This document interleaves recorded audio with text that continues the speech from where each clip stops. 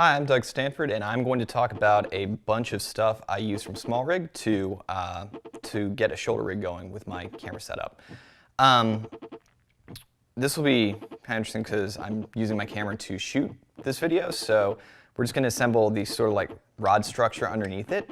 And we'll start with the handles themselves. So this is a carbon fiber rod that is I think this is actually the one non-SmallRig piece is the rod here because it was in a length that SmallRig didn't offer. I think this is like a 9-inch or something like that. And I had calculated out this really specific length that I absolutely had to have at the time, and I don't remember why anymore, but that's the length I got, so I got that from some eBay guy. But this is a SmallRig rail block that is a way to intersect perpendicular rails. It has two ratcheting thumb screws on the bottom to keep tension and friction on the rod that your handles mount to so that it doesn't slip.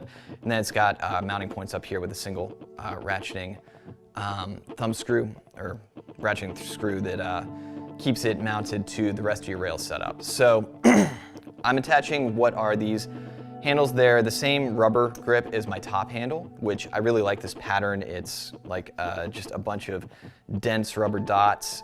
It's minimalist, it doesn't have too much defined pattern to it, but it does have really good grip, and they don't start to ache on my hands too much shooting all day, which is important to me when I do long kind of all day run and gun or all day shoulder mount kind of things. Having handles that I don't hate by the end of the day is really important, and these have been great for me. I've owned them for close to a year. And I still like them. I do use an adjustable wrench to tighten down these thumb screws, just because the nature of 15mm rods and attaching aluminum to them with nothing more than tension is that when you have a rig that is 15-25 pounds, it is easy for these things to slip a little bit. And I've run into that here and there, especially when I'm like rigging out a red with the full matte box and like follow focus and either a counterweight in the back or and bower setup. These will slip a little bit, but if you ratchet them down a little bit tighter with a wrench, then you're going to be okay. You just have to be careful not to go too tight, because it is possible to strip out these screws, and then you can get them out using an Allen wrench, but it's a bit of a pain. And they're easy to replace through SmallRig, but just trying to avoid doing that is a good idea. So next piece I'm going to attach here is the rails. These are SmallRig carbon fiber rails. These are rods. These are 12 inches. I normally use an 18-inch set, but since I'm just putting this together to show off kind of how it all fits together, I didn't see the need for that. And then there's the shoulder mount plate, which is this kind of big piece of aluminum here that is just like this bent thing in a shoulder shape that the shoulder pad itself straps into. It's just Velcro that goes through some things, and then there's some holes up here that you can use to put screws through. It's designed for 1/4-inch 20 screws, like you would find in any sort of rigging setup. I attached a quick release rail block here to it, which has been really good. Their quick release setup is a little bit different from like a Red Rock or I think a lot of other manufacturers, but it works, and I haven't run into any problems with the shoulder pad feeling at all flimsy or anything like that. It feels solid when you clamp it in there, and it's good to go, and that's with any weight of rig I put on it so far. And having the quick release is pretty important because, because of the nature of mounting, I use Manfrotto tripods, and it can be tricky with Manfrotto plates because they are, for the most part, directional in the way they have to go in, and they're really flush to the top of the tripod head.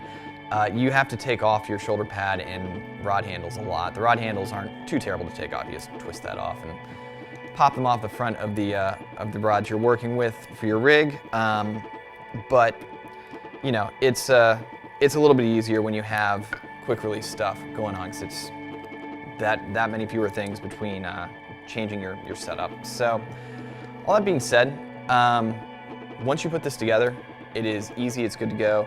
I looked at a bunch of shoulder mounting solutions before settling on this one. A lot of my gear is Red Rock that isn't SmallRig, and I wasn't crazy about the shape and size of their pad. I don't really like how Red Rock stuff actually looks a lot of the time, which is maybe a stupid way to make gear buying decisions, but I'm in a field where I care about how stuff looks, so I want my rig to look the way I want it to look, which is small and slim and all black, minimal branding, and SmallRig does that.